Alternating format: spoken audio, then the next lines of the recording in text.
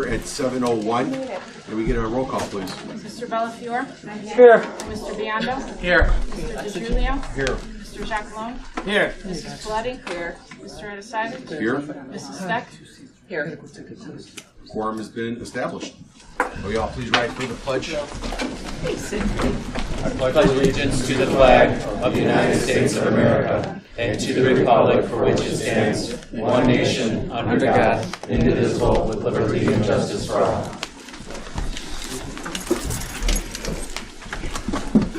Cindy, could you hear your mission, please? Sure. The mission of Norridge School District 80 is inspiring educational excellence and a nurturing environment. Great, thank you. I'd like to recognize our visitors for coming out in a big crowd today. Thank you. Correspondence. Received several pieces of correspondence.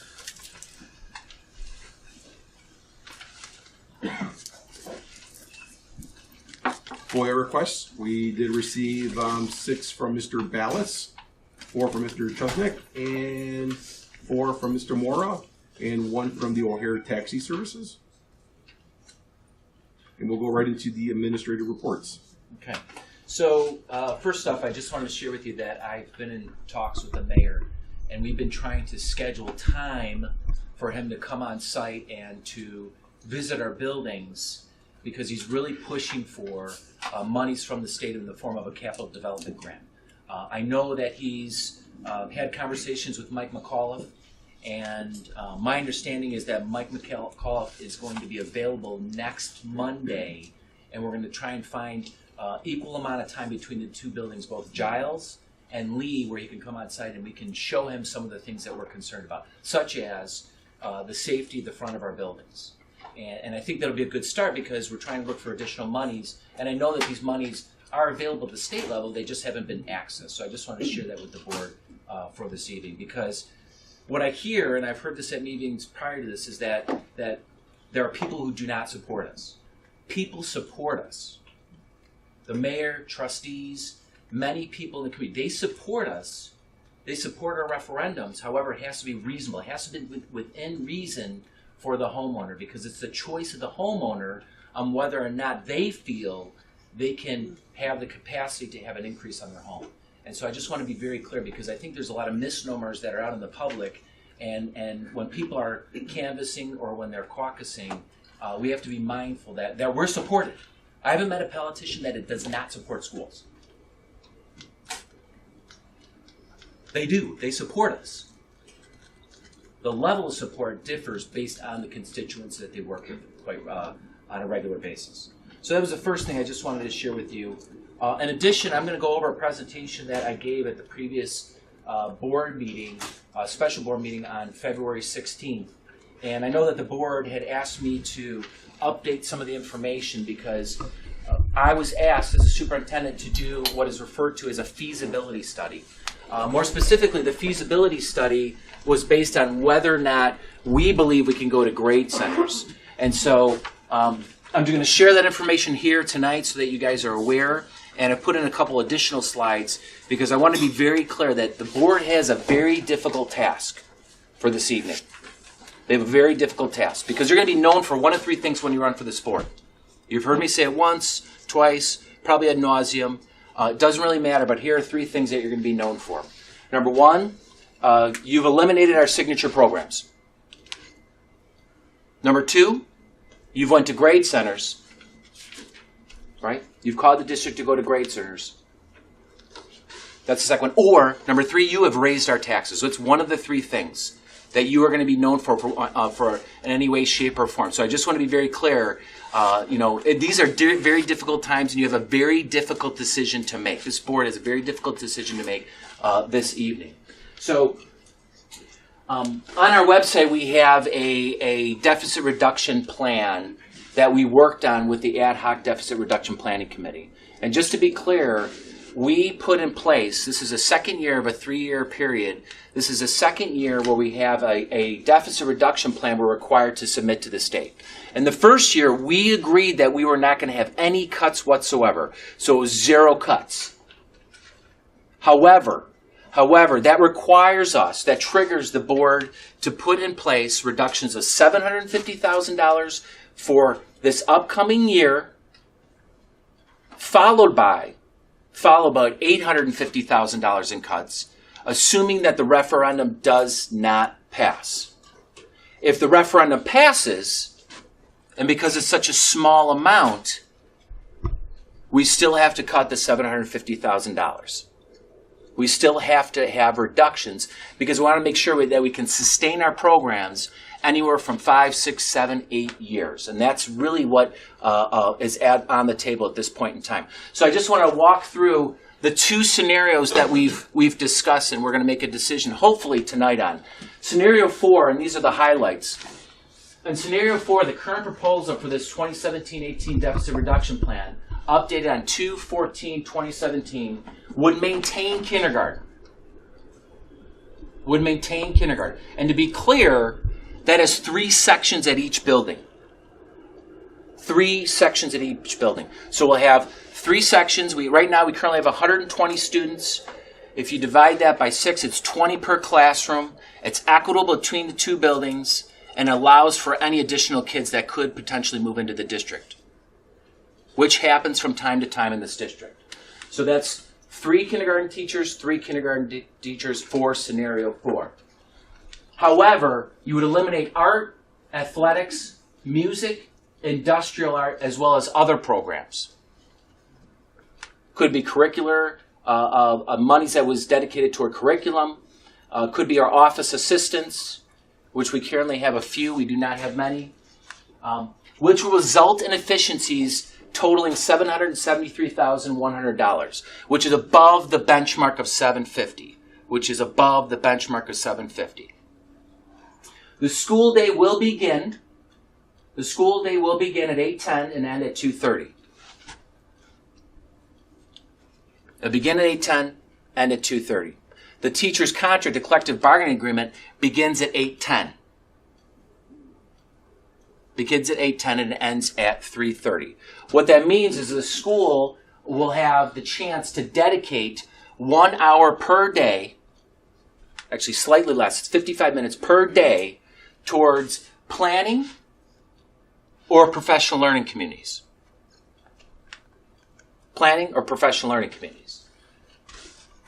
If the district added back art and music, okay, because the superintendent met with our teachers and we added back the art and music, the expenditure reductions would be $535,100, which is short of the $750.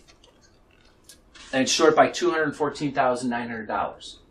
And keep in mind that's the $750 marker that it's short of. Okay? However, what's different in this scenario is a school day, and we've created this schedule, which we're required to do. We're required to meet with our teachers. It's in the CBA, the collective bargaining agreement. The school day would begin at 8:15 and end at 3 o'clock.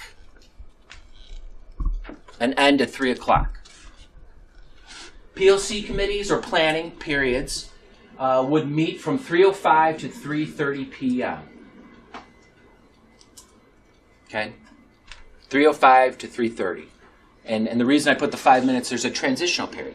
Kids don't just walk out of the classroom. It takes time for kids to get prepared to leave. And so we've provided a little time at the end of the day. In a perfect world, we'd expect the kids to walk right out the door, and that's not the case. In this scenario, it's elimination of the early release Wednesday. So we would no longer have early release Wednesdays. Okay? No longer have early release Wednesdays. So this is with respect to scenario 4. So I want to lay that out because I know that some people on the board wanted clarity to be provided. Are there any questions at that point in time with scenario 4 that I did not address from the previous meeting? Why is it for, if we have to eliminate music and art, is that why it has to go to 2:30 where they need 55 minutes for the PLC? In the collective bargaining agreement, you have to dedicate time for planning for our teachers. That's a requirement.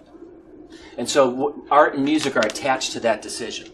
So if you take out art and music, you have to replace it with planning time for our teachers. But I'm as sure as I'm sitting here or standing here that we'll be able to put PLCs in place during that time as well. But I think there's got to be a balance between the two because teachers are going to have to transition and at the same time, we're going to be able to provide for our curriculum.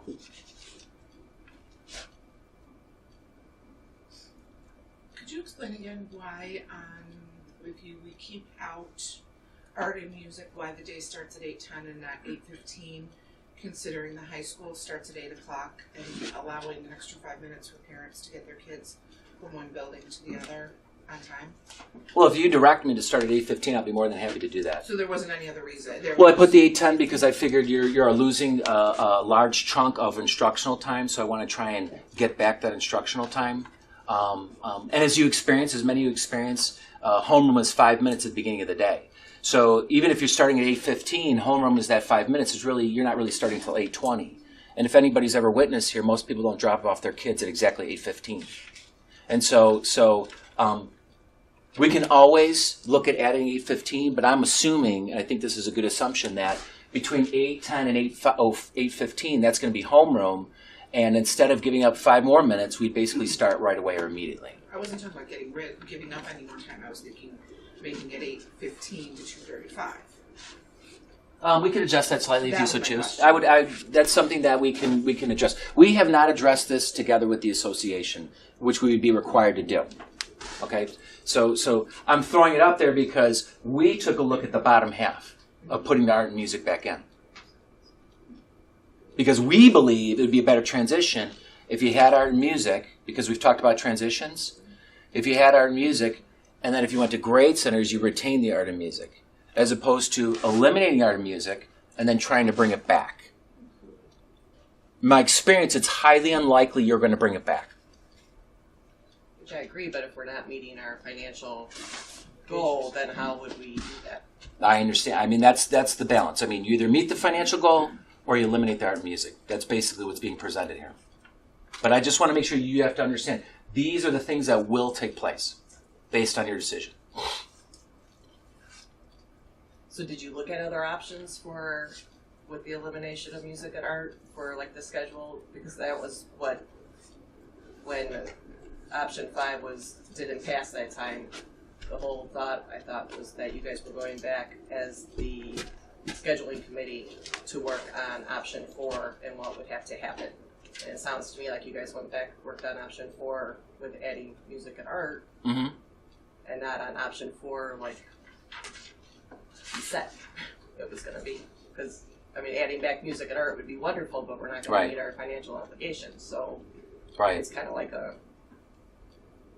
why are we doing it? Well, we've listed it on here because if you eliminate the art and the music, it's very clear we have very limited people that are actually certified to teach art and music. And so on the actual sheet, that's why the 73-100 meets that expectation.